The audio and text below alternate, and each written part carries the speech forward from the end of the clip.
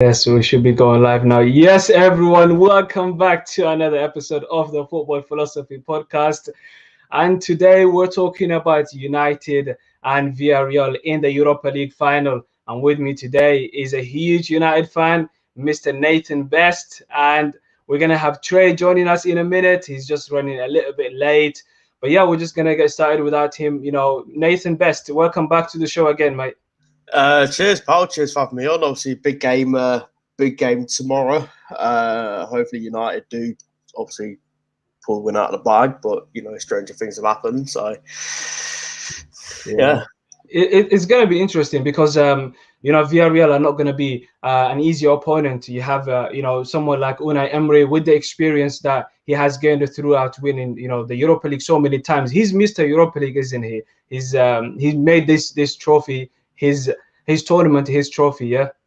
Obviously, he had the Sevilla side, which won 3 in a row from 2014 to 2016. You also got to think as well that due to Villarreal's league position, it's sort of they've got nothing to lose, sort of thing. So they finished 7th in the Liga, so this is their only route to Champions League football. Whereas United obviously finished 2nd. They've padded themselves up, so it's not like the Jose Mourinho situation where they finished 6th, and it was all out. Had to beat Ajax in the final. But we have to be wary of Villarreal. We're gonna get into all of this, but before we do, actually I wanted to touch a little bit about some of the things that we liked about the weekend, that just gone past. It was finally the final weekend of any league football after a long season of football. The COVID, it's been a COVID hit season, so many games to play, and finally, just to see the end of it, for me it's kind of a relief, even though United were doing quite well in the league this season. Some of the things that really stood out for me this weekend was Lille, winning the French league in the manner that they've done it. This team, nobody gave them a chance, and it's just pretty much the same for any team that's sharing a league with a team like PSG. So that really stood out for me. Also seeing Robert Lewandowski finally breaking the 40 goal a season record that was set by Gerd Muller previously. That was a great thing to see as well. So what stood out for you, Nathan?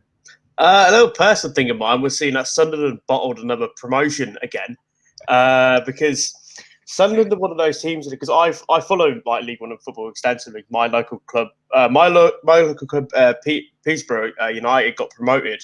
Because I don't know if you saw, because that's the game where it was they got a 96-minute penalty to draw 3-3 to go up. Yes. And but Sunderland are a team where it's like you'll think that with their standing in the Premier League and with their recognition, they can sort of say, obviously not attract the biggest names, but attract players that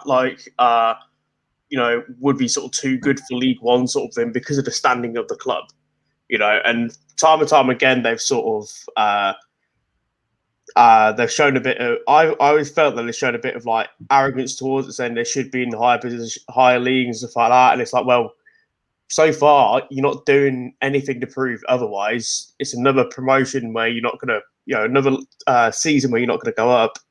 Yeah. Am I right in saying as well that did Atletico clinch the title this weekend as well? Yes, they did. Yes, they did. That, oh my God, I loved it. I love seeing that because it looks like almost that they bottled it because they went behind and Real Madrid scored as well. Actually, Real Madrid went behind at the same time as well. Obviously, they were like 50 points, just the first part of the season, and then they almost bottled it. But just to see Atletico Madrid winning the Spanish league title, for me, that was really amazing. I kind of predicted that Barcelona were going to win it, but seeing Atletico Madrid doing it and actually breaking the lines that between Real Madrid and Barcelona, because they've dominated this league for years. And Simeone, have you seen the behind after the interview? After the match, he was doing a post-match interview with his daughter, and they were both singing. Yeah, I saw that. I saw that when I saw the quotes from Suarez as well about how he felt the way Barca sort of handled his exit and stuff like that. Obviously he felt mistreated.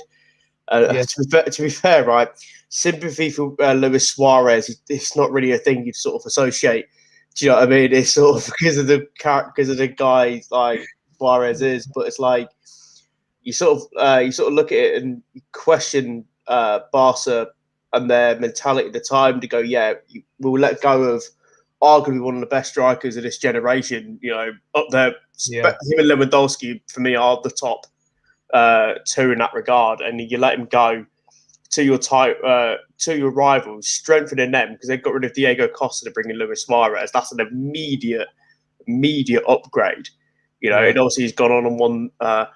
He scored the winning goal to give Atletico the league title. People suggesting afterwards that do you think this is going to be some sort of power shift in Spain? And it's like you've got to wait till next season because you know Barca and Real Madrid, especially Barca have already started strengthening their side. Real Madrid, it's a case of there's a lot of old deadwood they've got to sort of shift out and rebuild a new generation team. Apparently, Real Madrid are willing to listen to any offers for their players. It doesn't matter who they are. Varane, Ramos, it doesn't matter. If you go for them, they will listen to offers because they really need the money and they need to rebuild. Zidane looks like he might be leaving that team. I think he's going to end up going to Juventus. Personally, that's my opinion, especially looking Juventus being able to be in the Champions League next season. I think that's going to really attract him to go to Juventus next season. So you're right. It might not be a power shift at the end of the day, but just to see them winning the league title right now is amazing. Now, if we just get into the United and Villarreal game, this is Oli's first final. Finally, he's done it. Obviously, it's not his first one as a player, but as a manager, it's his first one for managing Manchester United. And I mean, he has to win this one, right? We can see the progress that he has made, but he needs a trophy at the end of the day. Yeah, he does. It sort of just solidifies everything, and it sort of puts to bed any doubts that he can produce it in the big stages. Because here's the thing: there's a lot of it as well. Is that when Solskjaer came in, I think there's a lot of I wouldn't say comparisons, but it's like there was a lot of everyone started comparing him to sort of say, well, I say not comparison, but people started going, well, why did United just get, like, say, Pochettino? There was always that little thing there where it was like, oh, why United get Poch to fall out, or Poch would be getting better out of these players, or a different manager would be getting better out of these players, so on and so forth. Yeah, and it's like you look at it now, and it's like, well, Pochettino can't win a league title in France. Arguably the best team in the league, regardless. I think with Solskjaer, like I said, it will sort of solidify the progress what he's made. It's sort of, it's not the trophy United want to win. Like, no one's going to go hysterically. I it's going to be a nice trophy to win, but I don't think United fans are going to go hysterically over it, saying, "Yeah, this is it. This is where we want to be." It's more just you put building blocks in place. Mm-hmm. That's what you have to do. If you come out with this season second place in the trophy, right, it will put you in good stead for next season. Obviously, a lot will be made about what United do in the summer, and whether, because if he doesn't get backed, then he's basically screwed. If he doesn't get, because obviously City are going to strengthen, that much. But in terms of the final itself, I think what's going to sort of play into context here is what happens with the centre-back partnership. Yes. Who United are going to play. Is Maguire going to be fit? If he is fit, if he's 50% fit, I wouldn't risk it just for the Euros. I wouldn't risk it at all. But I mean, that was going to be my question. Do you see someone like Tuanzebe is starting? Because we looked at Eric Bailly today coming out and saying if he doesn't start one game, and if he doesn't start like 5-3 games in a row, and he starts one game, it kind of affects his performances. So he would like to play more games. But I'm just thinking, like, Eric Bailly, first you have to stay fit to play. That's how it works. You cannot be playing 90 games in 4 years at United. That's not how it works. You have to stay fit in order to play. I was a little bit confused with what he was saying. I think as well, it depends which Eric Bailly you get, because you get the Eric Bailly that sort of like, he'll put in a really good performance. Say like you'll have like the block against Aston Villa in the last minute. Yeah. You have that sort of mentality about him, but then you also have like the games against say PSG in Ollie's first 6 months. I know he's playing at right back, but he was absolutely shambolic. Yeah. You get I think with Bailly, I found it weird he signed a new deal, to be honest. Is it really weird though? Because United have been doing it for a while now. They've renewed. It's just but it's a whole transfer fee, Yeah, but it's like sometimes you've literally just got to cut your losses. I think I don't, because United are so sort of cautious about losing money and stuff like that, and it's like you'd rather like just sell someone. But for the cheap, rather than give them a new deal and waiting for a fee that sort of that's never going to happen. Back to the game. Yeah, back to the game then. Yes. Who can you see starting for United in the lineup, like out of Tuanzebe and Bailly? Because we know Victor Lindelof is going to start. Yeah. Well, for some reason, I have this strange feeling he's going to try Maguire. I don't know why, because I don't think Solskjaer, as much as he is a player manager, players do respect him, and that you can see it on the pitch. I don't think in his head that he trust buying Lindelof. I think I'd go to Tuanzebe. I think recently he's performed well. I think against Wolves he played really well as well.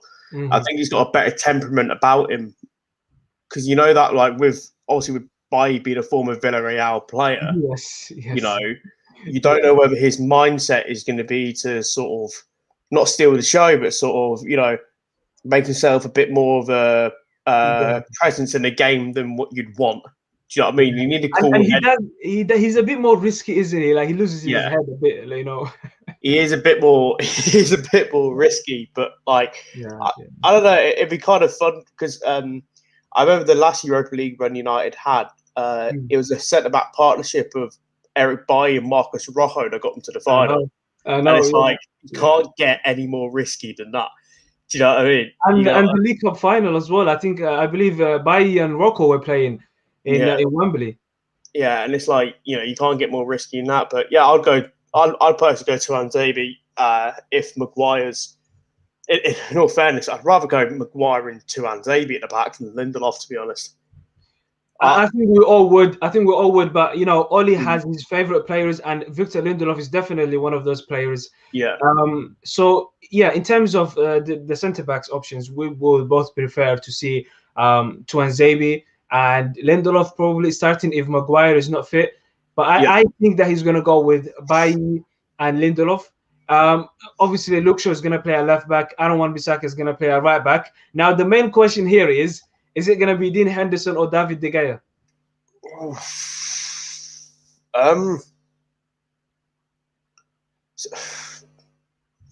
So I've been going over like back and forth in my head about this one, and it's like there's been a load of talks that the goalkeeper who doesn't start the final has accepted that his time at United's over. That's what the reports saying and stuff like that, and it's like I still don't think that's the case. I think Henderson. Yeah, I can see where you're coming from. Yeah, but I do think that if the guy doesn't start in this final, I think that's his time up at United. I think that's it. It's done. Especially you look at Tom Heaton being signed by United. Fabrizio Romano pretty much confirming it today. So that looks like it's going to happen. And the guy is going to be thinking, I'm on £350,000. I'm one of the best goalkeepers in the world. If I don't start in a Europa League final, then what chance do I have of staying at United and being number one? Do you see where I'm coming from with that? And especially the World Cup being next year, 2022. Yeah, I think as well though. It might be a case of that he might start Dean Henderson due to the fact that. Do you remember when? Do you remember when Moreno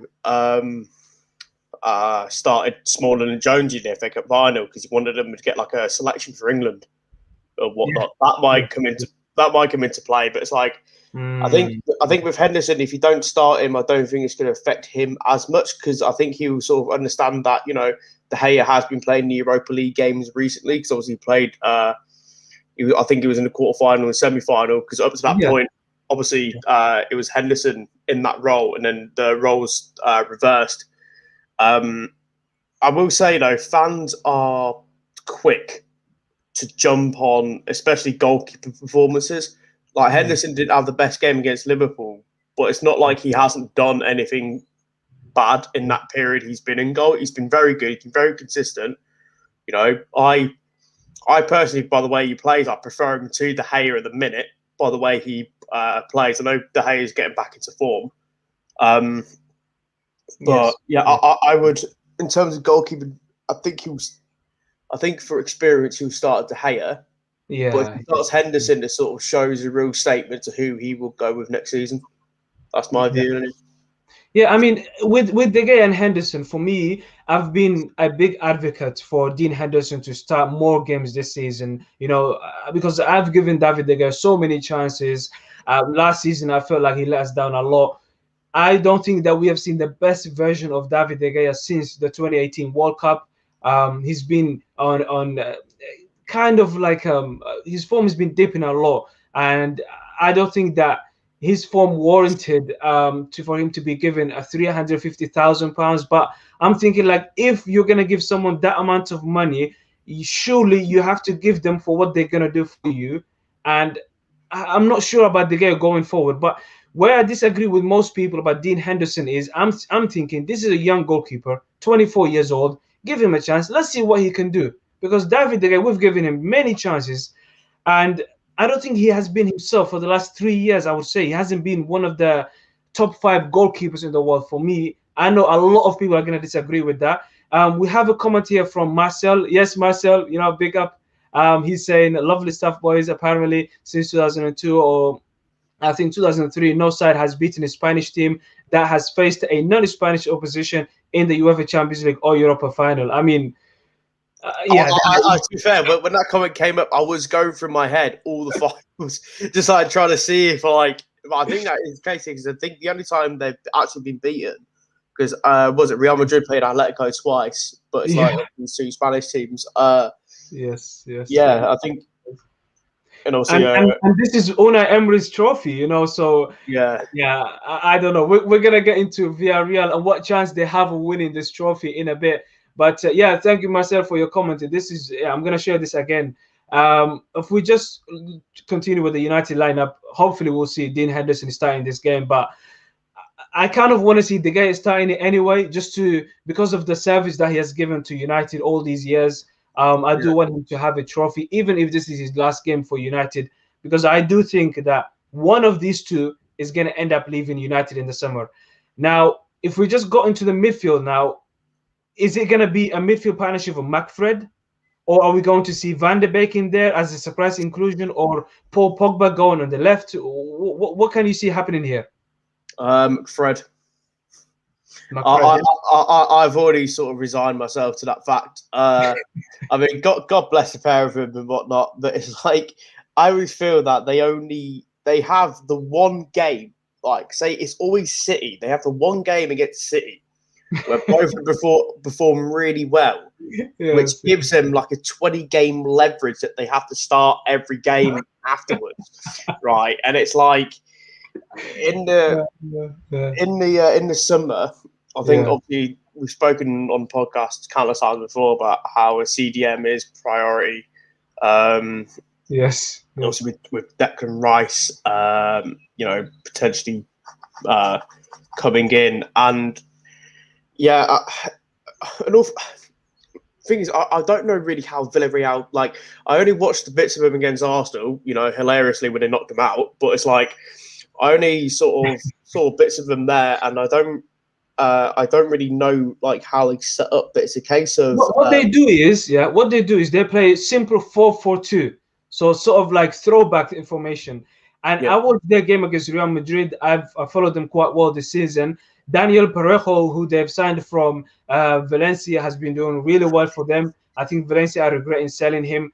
Gerard Moreno is the top goal scorer. He's playing well, so he's the danger man. But also, one of the key players also is missing this game, where he sort of like cuts from the right. He's left-footed, so he's very very good player, but he's gonna be missing this game. So I kind of see Unai Emery being so pragmatic in this final that he's gonna go with 3 in midfield instead of only having 2 in there, and then only playing with Gerard Moreno up top. So with that in mind, I kind of want to see. Well, it's not what I want to see, but it's what's going to happen. McFred is going to start. Bruno Fernandes is a given. As long as he's fit, he's going to start. Pogba and Rashford on both sides. Yeah. Yeah, that is my issue though, because it's like I would not like Rashford on the right. It's not ideal, because you can tell he's so used to just cutting inside on his right foot, and it narrows the sort of the play we have. I think for me, I would personally try and go for a I'll go for like a midfield 2 with either Fred McTominay. Like Pogba will play in that midfield 2, but you have to basically choose between Fred and McTominay. I'd start Mason Greenwood. Because I think Greenwood would offer something completely different, obviously, and I think the fullback won't be able to deal with him, because whoever they play on the left hand side, because obviously you don't know which foot to show him on, because you don't know what his stronger foot is. Yes. If you show him in on his left foot, he's going to score. If you show him on his right foot, he's going to score. And I'll go. Alex Ferguson praising him this week. Talking about Mason Greenwood, and he said that his finishing is top quality. He's always aiming low. Yeah, I like what I like about Greenwood is he wants to keep everything on target. So, like you said, if you don't know where to stop him, and the Spanish defenders, they're not used to seeing him, especially if the Premier League fans will know all about him, but the foreign teams, they might not know that well about him, so they're going to try to show him to his left and he'll just shoot with his right. They're going to show him to his right and he'll just shoot with his left. So yeah, I for me personally, I would start him. I agree with you, but then again, like, where do you go with Rashford and Pogba? That's where the big issue is. For us personally, we want to see Pogba and McTominay in midfield, preferably. And with Fred, it's a case of like I don't know if you've noticed is that, like, when he starts the game, he always plays as if like it's 90 minutes on the clock and you need a winner. So everything's fast. Everything's too fast for what it should be. It's like you can never see him just properly calm it down. It sort of seems that he's always in a rush to get the ball away. And it's like, okay, yeah, fair enough. You want to get the ball away quick. That's good and that. But it's like there are points of the game where he needs to sort of just calm it down a bit. And obviously, having him in midfield alongside McTominay, I think limits the creative output of the team. And obviously, if you have Pogba on the left, that limits Rashford. And obviously Rashford right, you're not gonna like him and Wan-Bissaka. You can tell him and Wan-Bissaka don't combine as well as say him and Luke Shaw, because Luke Shaw knows where to go. Wan-Bissaka's not going to make that run because he's not that type of player. Exactly, and also Pogba doesn't combine that well with Shaw. No, not at all. So, and obviously Cavani's got to start because it's Cavani. You've got to start Cavani anyway. Cavani would definitely start. I have a question here. He's saying, will Ferguson's presence inspire United? We've seen him traveling with the team on the plane. This week he's been talking about United a lot. He has met with the players for the release of Never Give In, Alex Ferguson film. I don't know if you've seen it yet. I haven't seen it myself. But yeah, what do you think about Sir Alex Ferguson being around the team? Well, hopefully it'll be a better influence when he met the PSG chairman for that UEFA Champions League semi-final. You can only sort of take it's like, when you're in university, and you get like these people come in as guest speakers, and you have to basically absorb everything. Those players essentially have to become like a sponge in a way, just absorb whatever knowledge he gives you, stuff like that. Even if he tells you one word, you take that word into account. You know, because having someone like Sir Alex sort of talk to you before a big European final, you know, you're Yeah. not exactly going to sort of turn that opportunity down. Yeah. Because I saw some quotes from Harry Maguire because he was speaking to Luke Shaw as well about his progress over this last couple of seasons and how impressed he's been. Obviously, for Ferguson, it's a bit like a proud, like father-son moment. You know, his former player, you know, managing his former player who won them a European trophy, now managing them in a European trophy final. So, yeah, like, I can only think it would be a good influence. Obviously, I'd hate to be on that plane journey back if United lose because, you know, no can you imagine? Oh my God. Yeah, Ferguson is going to be really angry with that, man. I don't even think that he's going to travel back with the team. But yeah, now I think for Ollie's sake, for the team's sake, I really, really hope that they're able to do it. But let's flip the scenario here. Let's think about Villarreal for that team. Where could they hurt United? Where's the main weakness for Man United? Where can you see them causing United so many problems that they end up maybe nicking a win or something like that? Obviously, you've got so we spoke before about whoever's playing at centre back. I think if it is Eric Bailly at the back, I think you've got to try and rustle him early. Put him on edge because I don't think Bailly's got the temperament to sort of recover from, say, like players going at him or putting him under pressure. Because that centre back, unless because unlike Maguire and Lindelof, the centre back partnership is going to be it's unproven. It's not regularly tested out. So you know you're gonna get more assurances with Maguire in the team. I think you get a bit more assurance with Tuan Zabi, but in terms of Bailly, this is where I'm criticising Bailly. He's going to turn up, put a man-to-match performance in the final. So this is like reverse psychology sort of thing if he's watching. You know what I mean? Other than that, I think you can get around the depends who you play in midfield and who they've got. You can get around the midfield too. I think you don't really have players that are good with pressure. Like for example, Aaron Wan-Bissaka, McTominay, you know, Eric Bailly. If he's pressurized with the ball, he doesn't know what to do with it. So that's my main concern, especially, you know, Villarreal. I watched them the way they play against Arsenal, especially in the first leg. That first half, if they came up against us with that same energy, and we know United don't start games that well often, we do come back into the second half of the games. I think that's where the biggest danger is going to come from, you know, especially with that high pressing system that Unai Emery is going to play with. I think what United need to do is approach this final the way they sort of approached say Roma, because although United did concede 2 against Roma in that game, it wasn't like Roma completely carved United apart. It was just down to sort of defensive mistakes and defensive errors. I feel obviously the handball against Pogba was sort of you know, you can't. It was unlucky. It's not even. It's just what can you do, sort of thing. You know, when you slide tackle in. How are you supposed to slide tackle? What? Just put your hands behind your back and slide tackle? You have to like jump in. It's like that. But no. If United have the same approach, get like a couple of goals in the first half, I think United should be fine. I think what you can't do is let teams settle. I think that's where Villarreal will sort of be hoping that United let them play their own brand of football and assert themselves on the game. Because obviously, there's been a lot made about how United go a goal down this season, and they always sort of pull it out and win. That shouldn't be the case this time round. I think United should be going out and imposing themselves early because, like I say, they let teams play. You've seen it in the AC Milan game in the first leg. I think United were very lucky to still be in that tie. Absolutely. Still be in the tournament after that game, because AC Milan could have had 2 or 3 goals that game. We wouldn't even be sitting here talking about Europa League final. Do you know what I mean? So, I think it's a big game. The players have to be up for it. You know, there can be no complacence about it. I do like the point that you made about the Roma game, because the way that we started the first leg, that was very good. That the goal that we scored with Cavani, Pogba, Bruno sort of linking up, and Bruno finishing the goal, that was very good.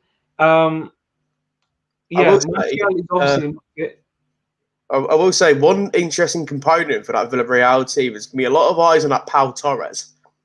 Obviously, heavily linked with United, and it's going to be one of them where if he if he has a bad game and say Villarreal lose like 2 or 3-0, right?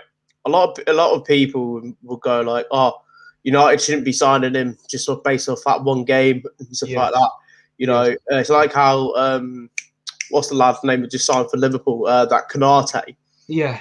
Obviously, at Old Trafford, he conceded 5. Mm. But Liverpool obviously you still see it right to spend 36 million on him. Yes. But yeah, that Pau Torres is going to be. What do you think about him? What do you think of him? Well, like I admittedly don't watch much Spanish football, but it's like if you're being targeted, say, by Man United and Real Madrid, because Real Madrid are very big fans of him as well, because I think they realise that obviously Ramos' contract situation's a bit. He's leaving. Yeah, Varane's is obviously in a similar boat. Yeah. And obviously they're keen and admirers of that Pau Torres. United as well are keen admirers. From what I sort of understand is that he's basically like a much better version of than Lindelof. Similar player, but much. This is what I'm sort of hearing and whatnot. Obviously, I think he has a release clause this summer of like 65 million euros. So it equates to about, I think it's like 50 million or something like that. Yeah. So Yeah.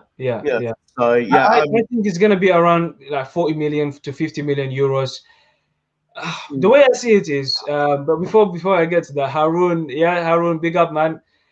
Thanks for the comment. He's asking if you guys don't win the Europa League, where does that leave Oli? I mean, can we even think about that? Well, he'll still be in a job. I don't think he's going to get. I think the board like Oli because it's like he's not.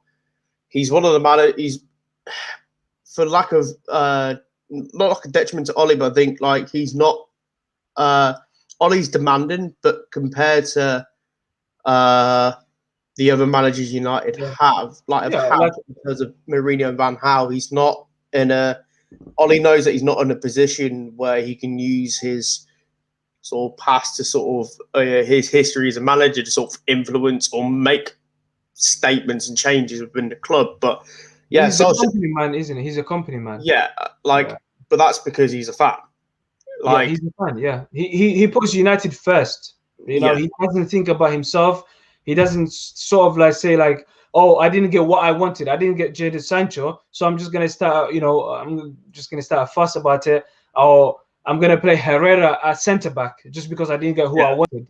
I think that. Yeah, I think Solskjaer will be fine, and I think a lot is going to be.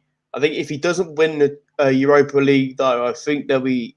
I wouldn't say doubts, but there will sort of be more concerns about, say, next year, because next year is for me the key that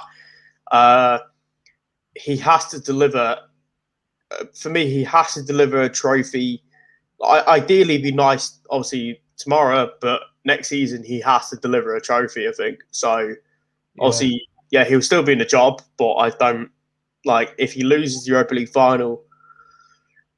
It's like you can't. Like I think I've said this before in this podcast that like if you get to a final and lose, for me that's not progress, because it's like you'd rather win it. Because like you basically, if you lose in the final, you get the same. You literally get the same as a team that got knocked out in the qualifying rounds. I would rather lose. You see the way Tottenham were knocked out of the Europa League, the way they were 2 goals ahead, and then they go away to who was that team that knocked them out? Zagreb, weren't it? Zagreb, yeah, and they lose 3-2.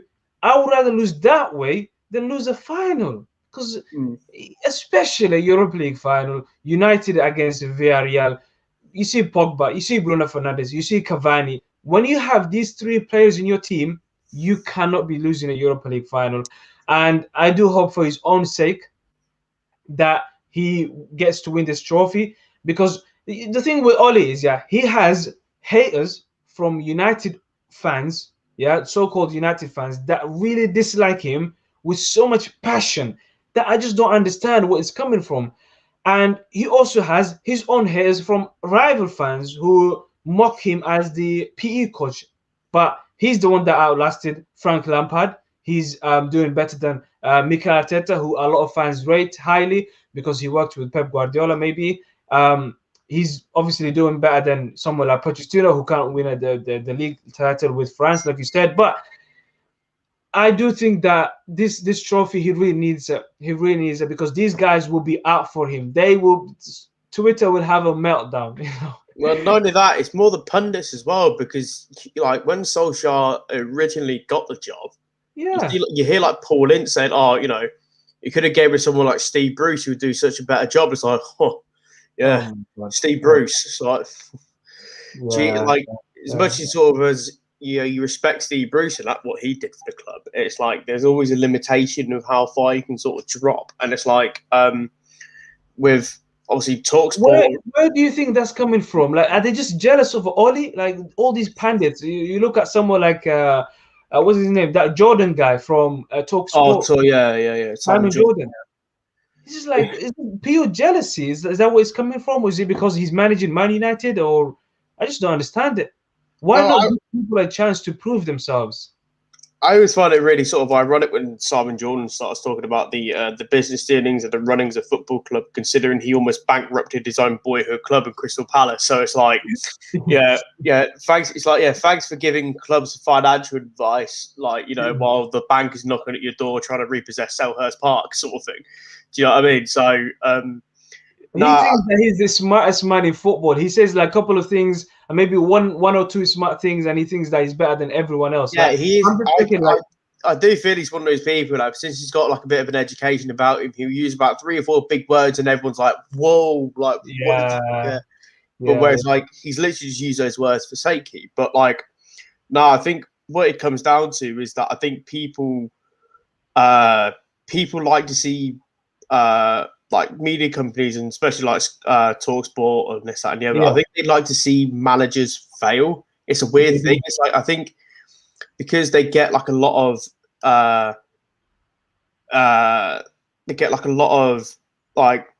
reactionary sort of comments from people after a game and stuff like that. It's like, oh, United lose one game, Ollie out. United win one game, trust the process. It's like it shouldn't be like that. You should either, if you're Ollie out, stick to it, maintain it, but you've got to acknowledge when the guy's doing well. You can't just go. You can't just sort of go. Oh yeah, United won the Europa League, but I still want them out. It's like, do you know what I mean? You can't you can't sort of flip flop on that. I think what it is as well is that since Fergie's left, whoever's been in the Man United sort of hot seat has had the most pressure on them in world football because you're replacing such an iconic figure. Yes. People thought Jose Mourinho was going to be the one to sort of elevate United back to the top. That ended poorly. Louis van Gaal, obviously he's got all this experience. He came in, ended poorly. Ferguson's own successor ended poorly. Solskjaer, let's not mention his name. Shout out to Kojo. Do you know what I mean? So, I will say though is that like a lot of people, I think with Solskjaer, I think people are just surprised how well he's actually done. Because admittedly, I didn't think he'd still be in the job now. I think there was times where you could have maybe gone, sack him, sell it after the Istanbul. Not even after Istanbul, even after United got knocked out in the Champions League group. I know. Such a commanding position. But Solskjaer, to credit to him, he steadied the ship well. He has absolutely. And you've got to think that if he does win the Europa League, I've got a weird feeling that the pundits who said that he wouldn't win a trophy, say like Simon Jordan, he will literally turn around and go, "Oh, well, it's only the Europa League, it's not the one they want." It's like, oh, so you're changing the goalpost to fit your agenda. Yeah. So this is what I think will happen if Solskjaer, if Man United do win tomorrow, is that they'll just change the goalpost. So, well, it's only the Europa League. It's like, now you're changing the goalpost. I mean, they went from him not being able to last until Christmas. They went from that to say like, oh, he's never gonna finish above, Liverpool and them lot. To now say like, oh yeah, if he wins the Europa League, it's just the Europa League. What does it matter? But yeah, I think that I can see obviously I can see United winning tomorrow. Let me hear your prediction first. How do you think it's gonna go tomorrow? Like I said, it does all depend on how United sort of start. If they start with the same intensity as, say, the Roma game, it can only mean good. If they start with a poor mentality, Yes, you could find yourself sort of facing uphill battles, say 20 minutes in, if you're 1 or 2-0 down. But I think United will win. I hope United will win. Do I have to give a score prediction as well, or? Yeah, if you want, if you're feeling brave, why not? Yeah, I can. 3-1. I can see. Yeah, 3-1. I think Villarreal will score. I don't know. I've got this weird thing about like Emery's. It's literally Emery's the difference maker here. Yes. When he got to the Europa League final with Arsenal, I mean, to be fair, right, you can only do so much with Granit Xhaka in your midfield. You can only do so much on that front. Yeah. Let's not forget, that was Sarri's first ever trophy as a manager. Yeah, Sarri's first ever trophy. This could be Ollie's first one. I guess Unai Emery, it could happen. Yeah. I mean, that's it. Unai Emery is a difference maker and sort of elevating managers. You know what I mean? So it's like the difference is almost between the two teams is United have the better players, but Villarreal have the manager with the more experience of winning this trophy because he's won it 3 times. He's done it. You know, it was like when do you remember also when City played Tottenham in the Carabao Cup? Yeah. I sort of gave Tottenham a better chance of them winning it with Mourinho in charge because Mourinho's got experience of winning that trophy, winning cup finals. Yeah. And obviously this is Solskjaer's first, so he's a bit of a novice in that front. And obviously if you win the first cup final, you sort of go, okay, steady on sort of thing. But if he gets beaten, it's a case of what I don't want United to get beaten by a case of United playing poor. You'd want your team to sort of go for it rather than sort of freeze in a cup final and whatnot. If they get done by if you get done by a dodgy decision, you get done by a dodgy decision. I mean, you know what your UEFA's like. But yeah, I'll go for 3. Right. I've changed my mind. I'll go for 2-1. Bit more realistic. I think Emery will set his team up to sort of stifle United, but I think with the quality United have, and if Cavani's on form, you've got a massive chance. Obviously, the only thing that really concerns me is what's happening in the centre back area. But I'll go 2-1.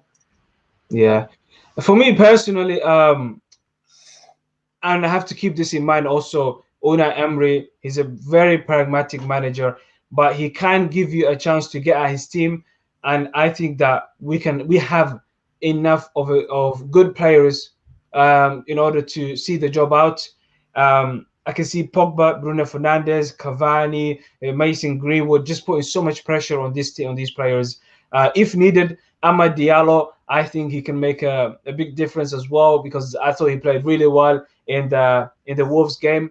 I can see United winning 3-1 tomorrow because I do think that Gerard Moreno is going to score. He's a very good player. And Pau Torres needs to have a good game, not just to get a United move in the summer, but also to get into the Euro team for Spain because I don't know if you know, but Laporte from Man City has declared that I found it really funny that he did that because I just imagined him when Koscielny got announced for Bordeaux and he took off the Arsenal shirt. I reckon Laporte should have done that for Spain France just to see what the reaction would be. Just have a Spain shirt on. He's like, not thinking, and get a Spain shirt on. But did you say Trey is joining us, or is what Pau Torres? No, did you say Trey earlier? You said Trey was joining us earlier. Yeah, I don't know where he is, to be honest with you. I think he got busy. I mean, unless Pau Torres is joining show. I mean, if it was like but and yeah, that would be amazing. Yeah, obviously you want Pau Torres to have a good game, not a really good game. Obviously you want him to sort of have a mistake in there that could let Cavani score, but Yeah, to be honest with you, I never see him having a bad game. Never. The guy is reliable. He's always fit. I can see him coming to United and playing on the left with Maguire on the right, which I believe that it would suit Maguire's game a lot more if he's put on the right. Yeah, he's more sick because if you look at when he was at Leicester, when he had so like Johnny Evans next to him, so like Johnny Evans predominantly played on the left. Yeah.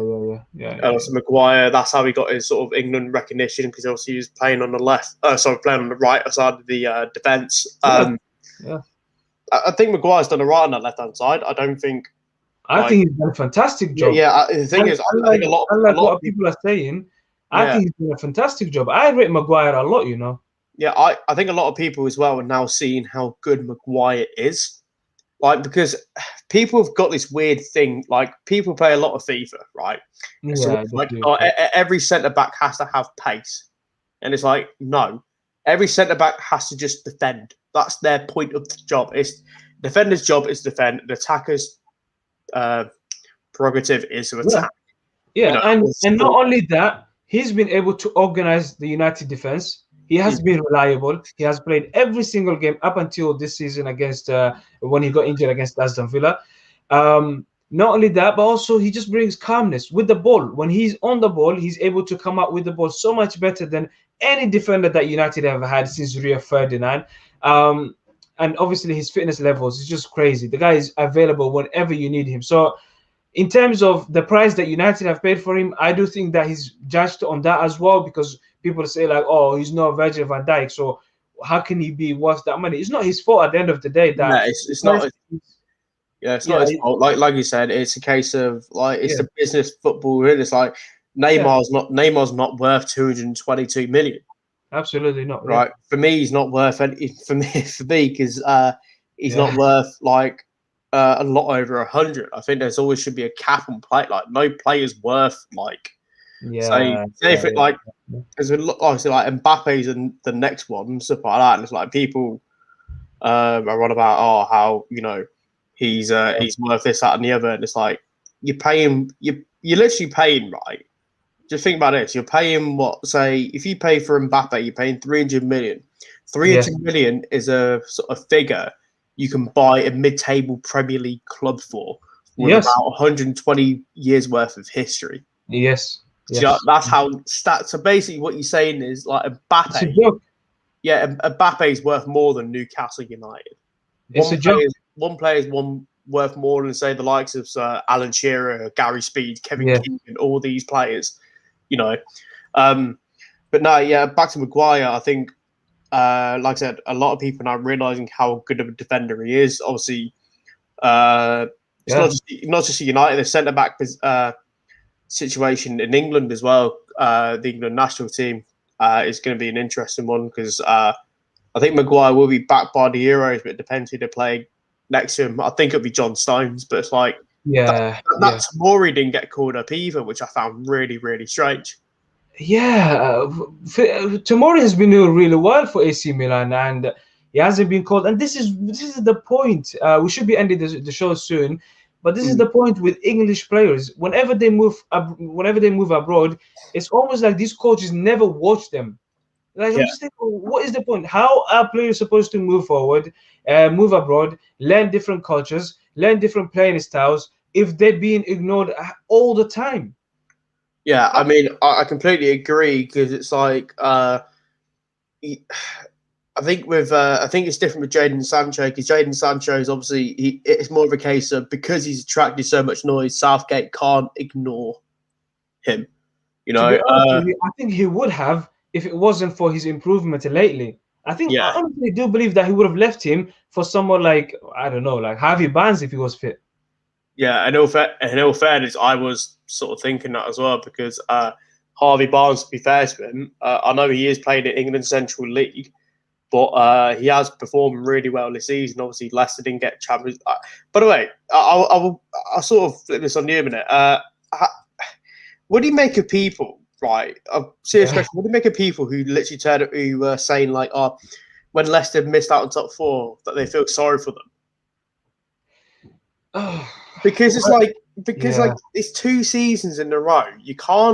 I can't exactly feel sorry for them in that regard because they were in the top four because the graphic came out. They're in the top four for 255 days. In total, yes. Yeah, and it's like, they win the FA Cup, and it's like I can't feel sorry for a team who's won the FA Cup but then can't maintain that. I think what it comes down to is, first of all, it comes to the rivalry between the top 6 teams in the country, where for example, Chelsea fans or United fans, for example, or City fans would probably want to see Leicester City in there instead of a team like Liverpool, or we would all like to see Leicester City in the Champions League instead of one of these teams anyway. So that's where it's coming from. But also you look at their squad depth is not massive, so for them, because they spent so much time in the top 4, for them to lose it in the final game of the season, it's very, very unlucky. It's very unfortunate. But what can I say, man? They've won the FA Cup, so you have to think about, like, is it top 4 that's better for teams or winning a trophy? I think it also depends what club you're at. Because I think with Leicester, they embrace the FA Cup win more than, say, like a Man City or a Man United who have been there countless times in the past. And, it's like when Van Gaal won the FA Cup with United. Yeah. It was great and everything, he win the FA Cup, but there's like in the background you're thinking, like Europa League football. It's like that's it, yeah. You know what I mean? And this you don't want to sort of top 4 now. It's a shame really, because I remember back in the day, it's like if you finished say when it was Man United and Arsenal competing for the title, or say Man United and Chelsea, if you finished second, winning the FA Cup was a nice like sort of booster for you. It was like a nice bonus. And nowadays it's like it means nothing if you finish outside the top 4, and it's like it shouldn't be like that. You see what like a FA Cup win means to say Wigan, when Wigan won it in 2013, I love the FA Cup. I love the FA Cup. That when Jesse Lingard scored that goal,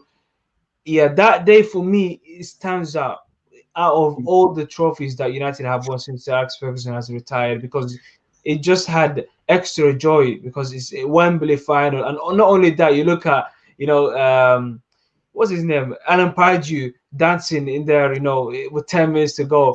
I really enjoyed that win a lot, man. So I love the FA Cup. Leicester City, well done for them winning the FA Cup. I think they're going to be obviously in the Europa League next season. That's a trophy that's more realistic for them anyway. Maybe they could have a proper go at it, get through the group stages and then sort of like get into the semi-finals, final, next season. So, I mean, what can I say? I don't feel sorry for them, to be honest with you, as well. No, I don't either. I think there's a lot of a weird. It's like a weird thing where like you sort of people suggest that you should feel sorry for teams. It's like how people also suggest that say if your team goes out of a European competition, you should want the other English teams to win it, and it's like no. Like, no way. I wanted Real Madrid or PSG to win it this season. Same. I was like, right now you have to. Yeah. It's like when when Real Madrid faced Liverpool in the Champions League final. Yes. Right? A little story. I was working at like a Wetherspoons, right? Yeah. And because they don't have like the BT and stuff like that, people watching it in the pub across the road. So. When they finished, they all come over to Wetherspoons. Obviously, it's cheaper drinks and whatnot. So all the Liverpool fans from that final came to the Wetherspoons when I was working that night. Yeah. And obviously, I knew the score, right? And I was like, every one of them just lined up towards me, and I was like, "Yeah, right, boys, enjoy the game." Sort of. I didn't serve many customers that night. They all went to the other bar staff across the bar because they were like, "Yeah, I'm not getting served by him." Sort of so I was like, but I really enjoyed that win. I was with Real Madrid when Bale scored that goal, when Karius made that mess. I enjoyed every single second of that. That's what same. Everyone did. It's like about. It's like this weird. It's like because I saw a debate. It was on I think it was on Twitter. It's about like, oh, you should support him because it'd be great for British football. And it's like, well, no, because you should only care about your own team. Like I don't like if it's Man City, like the podcast I do, the Way podcast, because we get like a running order of what we have to talk about on the podcast every week. So it's not me who's controlling it. We have to get like a running order. At the bottom it says, preview the Champions League final, to which I was just like, I messaged back saying I'm not doing it. Right? Because I'm like, right, no offense. I was like, I'm not going to do it and stuff like that. And then they kept pressing and pressing. And I was like, right, okay, I'll do it. So in the podcast itself, I literally ask at the end, who do you want to win the final? The other two guys in it just said, I want the final to get banned, and I just ended the podcast there. Because it's like, you literally shouldn't be concerned about other teams other than you're right. It's just like that. But looking forward to tomorrow then. It's a case of you're like on the day of the final, you're always like you're just literally looking at a clock waiting for it to start and finish. You literally just like final, it's a European final. So I hope this time tomorrow evening that Oli has lifted his first United trophy as a manager. I hope Bruno Fernandes, will have a very good game, because he's got a very good record in European competitions. 19 goals, 12 assists, in European competitions for Sporting Lisbon and for Man United. So I do think that he's going to have a very good game tomorrow evening. Yes, so that's all we got time for today. My prediction is for United win. Nathan, best, same with you. I do appreciate you taking the time and joining me today. And so, big shout out to Trey for his contributions today as well. It's he's got a lot of making up to do. That's all I can say. Do you reckon he said that? Wait, can I ask? Have you sent him the link to the show? Do you reckon he said that? Oh, okay, yeah. Because we're in a group chat, me and him and a couple of other guys, and I sent the link there. I think he's probably overslept or probably underground in the train. But thank you guys for joining us and watching the show. All the viewers out there, and for everybody that has shared it. Just remember, guys, make sure that you like and subscribe. We're going to be talking about the Champions League final. I don't think that Nathan is going to join me for that one, because he really doesn't care who wins it. But I'm here all for it. I'm here for all the football. So you guys can rely on me. Hopefully Trey can join us for that one. And Phantom AFC will also be joining us. I think he has confirmed with me today. So yes, everyone, thank you so much for joining us. Nathan, mate, let's enjoy the final. And I'll talk to you later, yeah? Yep. Pleasure being on. Take care. Good.